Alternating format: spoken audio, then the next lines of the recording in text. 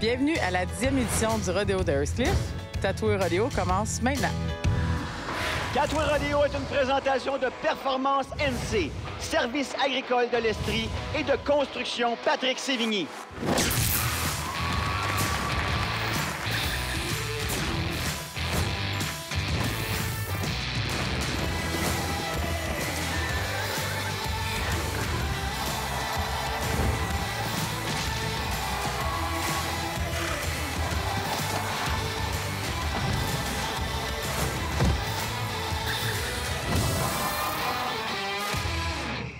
Du Rodéo d'Hearstcliff au Québec, RDS vous présente la 4e saison de Tatoué Rodéo. Ici Martin Gauthier pour analyser l'action de notre cowboy et analyste Francis Breton. Salut Francis! Bonjour Martin, bien content de me joindre à vous encore une fois cette semaine dans cette nouvelle aventure où nous vous présenterons les meilleurs cowboys et cowgirls du Canada et bien sûr du Québec dans des disciplines très spectaculaires. Aujourd'hui au programme de Tatoué Rodéo, la course de sauvetage.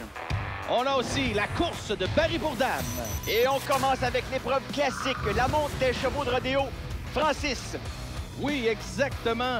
Les Cowboys se voient attribuer des pointages sur 100 points et on débute notre première performance avec notre premier compétiteur de la journée. Alors, c'est Jérémy Paquette sur Big Berry. Et là, tu peux nous expliquer un peu comment ça fonctionne. Voilà une excellente monture, Big Berry. On a le Cowboy ici qui doit se maintenir d'une seule main pendant 8 secondes. Malheureusement, on s'est agrippé avant la fin. On l'a vu dès que le Cowboy a touché de sa main libre. Le chronomètre s'est arrêté, donc malheureusement, c'est la disqualification. Et maintenant, chez les novices, nous avons Dustin McKay sur Bay Lady. Oui, dans la division novice, des Cowboys avec un peu moins d'expérience, malgré que Dustin McKay nous offre une très bonne performance avec un 8 secondes complété, mesdames et messieurs. On aura un pointage. Alors, on regarde ce que ça donne. 56 points. Regardez, il y a 26 points qui vont au Cowboy et 30 points pour la monture. Alors, tout le monde participe dans cette épreuve. Et voilà exactement. Donc, la monture est jugée, le Cowboy est jugé et on est prêt pour un prochain concurrent. Encore une fois, chez les novices, Charles-Antoine Jeté sur Bushfire. Oui, une autre excellente monture. Le Cowboy est en mauvaise position dès le départ et il est au sol avant la fin des 8 secondes. On vient d'entendre le signal sonore. Et là, on pourra remarquer, hein, les Cowboys n'ont pas de selle. Non, exactement. C'est une poignée spécialement configurée, spécialement fabriquée pour cette épreuve qu'on appelle un bareback. Donc, on est parti pour notre Cowboy. Éric Alexandre Després sur Commotion. Oui, on est un peu hors position, mais le Cowboy lutte. Oui, c'est bon, Francis, c'est bon. C'est accepté. Donc, les pointages pour le Cowboy seront un peu plus bas. La monture offre une bonne performance. Écoute, c'est un cheval qui est difficile, il est dur à gérer dans la chute. J'ai tombé un peu sur le mauvais bord un bout, j'ai resté pris. Ça fait mal, mais c'est notre métier. Ça a bien été. Mon premier 8. Alors, bravo, on lui donne un score de 57 points au total. Maintenant, Zachary Saucier sur Backdoor. Voilà, donc on voit, c'est important que le Cowboy reste bien droit sur la monture. Encore une fois, on est un peu penché vers l'extérieur. On a tout de même complété les 8 secondes. On devrait avoir le meilleur pointage jusqu'à présent. Et on le voit, 64 points. On partage les points ici. Cowboy, 32 et monture, 32 points. Aujourd'hui, je monte Pirolator. C'est un cheval que j'ai jamais monté parce que je commence dans le rodéo. Mais ouais, je commence là-dedans. J'ai fait l'académie de rodéo qui faisait Orange Gagnon. Puis c'est ça, là, j'espère que ça va bien aller. Et justement, on va regarder sa performance au jeune Tommy Galipo sur Pirolator. Oh oui, l'un de nos jeunes Cowboys recrues, comme il en parlait. Aujourd'hui, on a vu la sortie a été un peu compliquée pour notre jeune Cowboy. On n'aura pas de pointage. Alors, chez les novices, on a vu sa performance. Maintenant, encore chez les novices, Alex Bertrand, cette fois-ci sur Bay Lady. Quelle exceptionnelle monture pour ces jeunes Cowboys. Regardez la performance et le Cowboy a été désarçonné quand même très rapidement après 3-4 secondes. On a encore beaucoup d'expérience à acquérir pour ce Cowboy-là. Alors, il faut mentionner que les montures sont choisies au hasard. Et ça, c'est très important. On poursuit chez les novices toujours. Andy Chalifour sur Big Berry. Définitivement le meilleur Cowboy recrue, le meilleur Cowboy novice sur le circuit actuellement. Donc, Andy Chalifour qui va tenter de résister pour 8 secondes. C'est bon, on va avoir des points, mais oh, On est mal pris, Francis. Ça Oui. va pas bien. Oh! Exactement, on s'en est bien sorti pour Andy qui était tombé donc du mauvais côté un peu. On complète avec 62 points pour Andy. Alors, là, on change un peu de température. Là, regardez ça. C'est sûr que c'est pris sur plusieurs jours. On est encore chez les novices. Brandon Bergeron, cette fois-ci, sur Bushfire. Et oui, beau temps, mauvais temps. Les rodéos ont lieu. Oh! Que le cowboy a frappé fort au sol. Regardez la reprise. Il a été éjecté par la puissance de la monture. Croyez-moi, ça fait mal.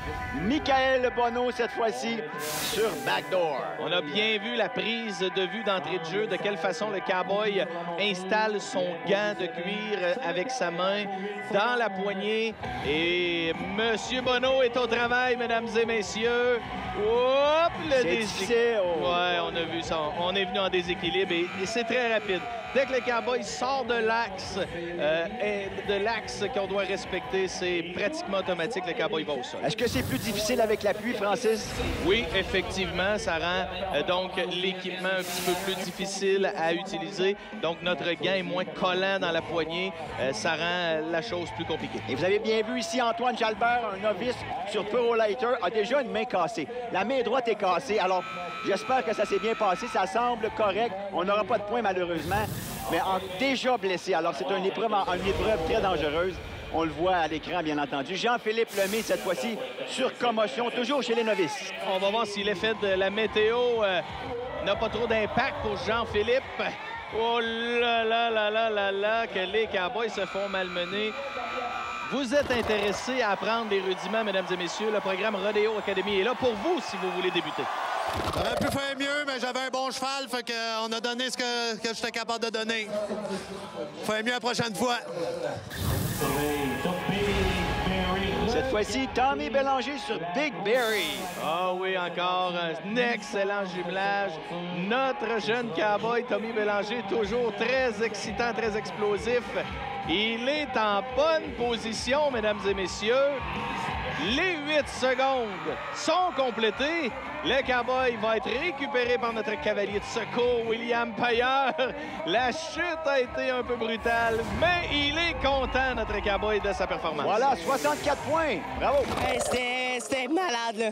Ce cheval-là m'a déjà mis des out une coupe de shot, puis là, c'est moi qui l'ai à soir. Je me suis tout donné. J'étais sur le côté, mais crime que je lâchais pas. Je voulais l'avoir, moi. Ah, plus, pas plus, c'est trippant. Regarde ça.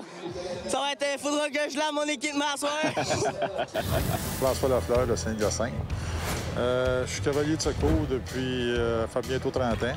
Notre travail, c'est d'aller sécuriser le cowboy, de débarquer, un coup qui est en sécurité, mais après ça, on s'occupe de l'animal, fait qu'on enlève la flanque.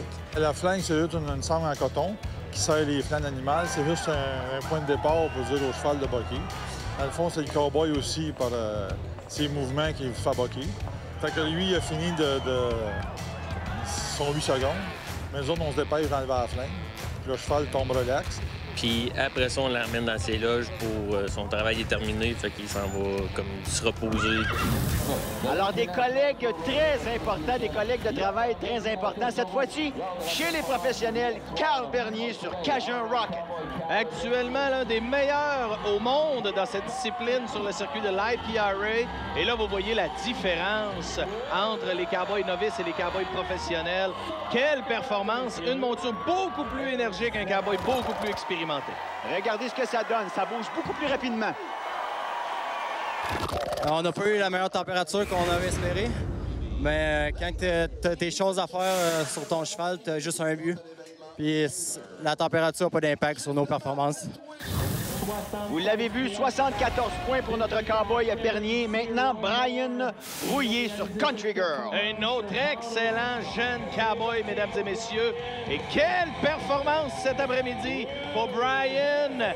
Country Girl, l'une des meilleures montures du circuit. On a les 8 secondes en banque. Maintenant, c'est le tour de nos juges d'effectuer leur travail et de donner le pointage à Brian. Et regardez ce que ça donne. 72 points, 36 points pour le Cowboy, 37 points pour la monture. Bravo! Le danger, dans le fond, des chevaux sans selle, le plus, c'est notre main, vu qu'on a un gant assez serré dans notre aiguine, qui est la poignée, dans le fond, qu'on met sur notre cheval.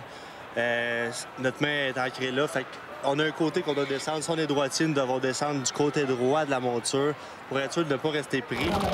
Alors, Jérémy Courchaine, un très jeune professionnel, on le regarde à l'œuvre maintenant. Très bonne explication du Cowboy. On va voir donc sa performance. Les jambes étaient restées un peu plus à l'arrière de la monture, un pointage un peu inférieur à Brian Rouillé précédemment. 71 points, c'est pas mauvais quand même.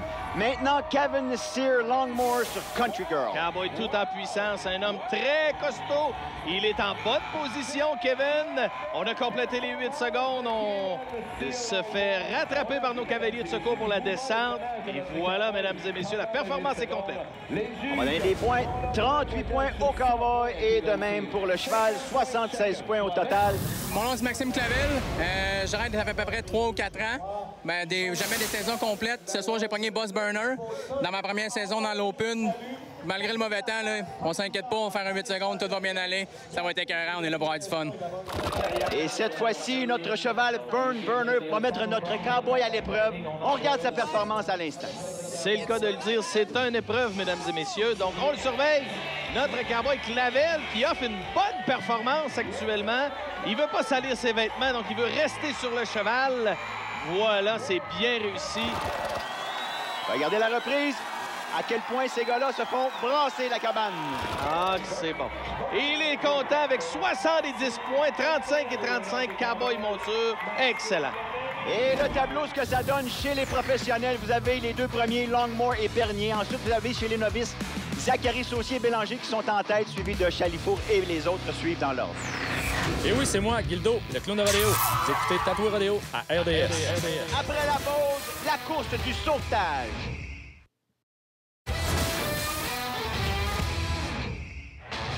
De retour dans la belle région d'Ayers Cliff, on tient à souligner la belle organisation de Catherine Lafaille et de toute son équipe.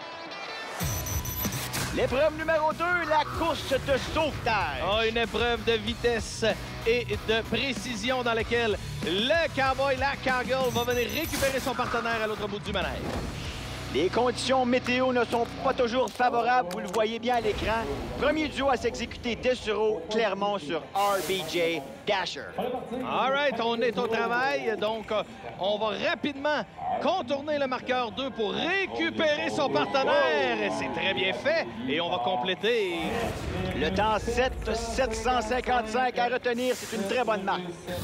Alors, le prochain duo, cette fois-ci, Vincent Desrochers sur FF Treasure Flexi. Une autre monture très rapide, Martin. On contourne bien le terrain. Va bien tenir la monture dans sa course. Et on complète. Le temps 7,839. Pas assez rapide encore, mais c'est très, très bon. C'est rapide. Exactement. Notre troisième duo Boudreau-Turcotte sur Cameron Dash. Définitivement les meilleurs concurrents du circuit cette saison. Une monture très rapide. Et là, on a un terrain dans des conditions plus secs. Et ça va paraître sur le temps, mon ami. Regardez ce que ça donne. Oh, les meneurs, 7,437. Très rapide. Oh, que c'était rapide. Donc, excellente performance encore. Prochaine fois, c'est le tour de Terrien et Roy sur Texan Gothic. Oui, des Cowboys un peu plus locales du côté de Ayers Cliff. On participe à la performance. C'est bien réussi. Et on termine avec un chronomètre de... Je pense que c'est un peu plus lent, Francis. Ça semblait. En tout cas, oui, on le voit. 7,69. Pas mauvais, mais c'est pas dans les meilleurs temps. Alors, cette fois-ci, c'est au tour de Gagnon-Landry sur This Chick Rule. Oui, Craig Gagnon qui va aller récupérer son partenaire à l'autre bout du manège. On voit la précision de la monture dans sa course. La chute a été très violente, mais les tapis protecteurs étaient là pour sécuriser le cowboy. On voit la reprise. On n'a jamais pu se bloquer dans la montée, donc il faut rester sur la monture. Et quelques centimètres plus loin, ça y était, c'était directement dans la clôture. Bélard Rousseau sur Make Me Bodacious. Oui, une autre excellente équipe sur le circuit. On a bien récupéré à l'autre bout et on complète. De justesse, 7-7-2-4, pas le meilleur temps. Le temps à battre, c'est toujours Boudreau-Turcotte avec 7-437. Oui, donc on est en piste. On les revoit, Boudreau-Turcotte, encore une fois, sur un cheval différent, Nicky Jet. Ils ont habituellement 3 ou 4 chevaux par week-end à présenter cette équipe-là.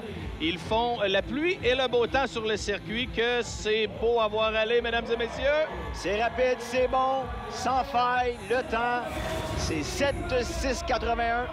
Moins rapide qu'avec leur première monture. Tout de même bon pour une deuxième actuellement. Tout à fait. Dufour et Clermont sur Chester Nez. Une autre excellente monture. Donc, Camille et Maxime là, qui forment un couple dans la vie de tous les jours et qui font un duo très rapide sur le circuit de rodéo. C'est parti! On va récupérer Maxime Clermont à l'autre bout. C'est très bien fait. Quelle bonne prise de vue. 7-7-6-2. Excellent travail de ce jeune couple. Bravo encore une fois. On peut vraiment bien voir la synchronisation de la performance. Bernier-Sanson sur Little's Not Crying. Oui, monture avec un peu moins d'expérience qui fait ses débuts sur le circuit, mais qui, pour aujourd'hui, ne complétera avec aucun chronométrage. Le deuxième cowboy n'a pas pu monter convenablement derrière. On voit la reprise, exactement, tu l'as mentionné. Pas capable de s'installer à l'arrière et c'est dangereux. C'est tellement rapide. Le cheval qui court, ça va vite.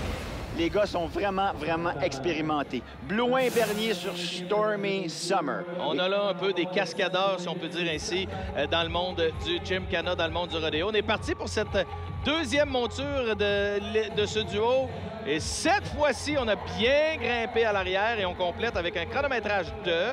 Un peu plus lent, Francis, 8-417. Pas mauvais, mais pas dans les meilleurs plans. Une autre nouvelle monture sur le circuit, donc ça va s'améliorer. Notre duo qui revient avec une nouvelle monture, Cruising Down Home, Boudreau et Turcotte à surveiller. Oui, ils sont 1 et 2 actuellement.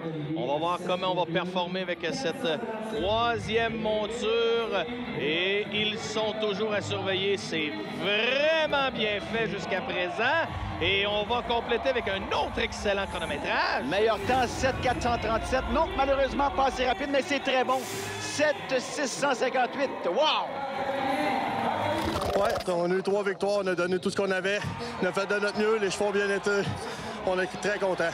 Ça fait 2 ans qu'on n'est pas chanceux avec la météo, mais côté spectateurs, les spectateurs sont toujours présents et ils nous donnent tout le temps une bonne adrénaline, eux aussi. Et le tableau, ce que ça donne, regardez, nette domination de Boudreau et de Turcotte. 1, 2 et 3.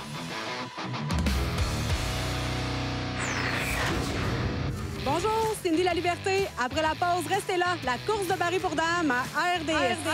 Et mademoiselle, on va rester, c'est certain. On revient tout de suite après.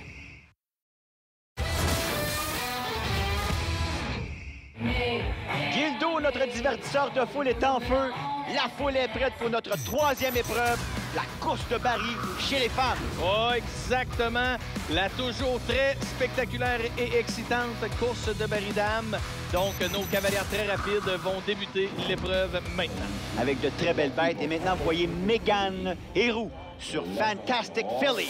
Encore un terrain un peu mouillé, même voire boiteux du côté de Ayers-Cliff. Tout de même, Megan a une excellente performance et elle affiche un temps de...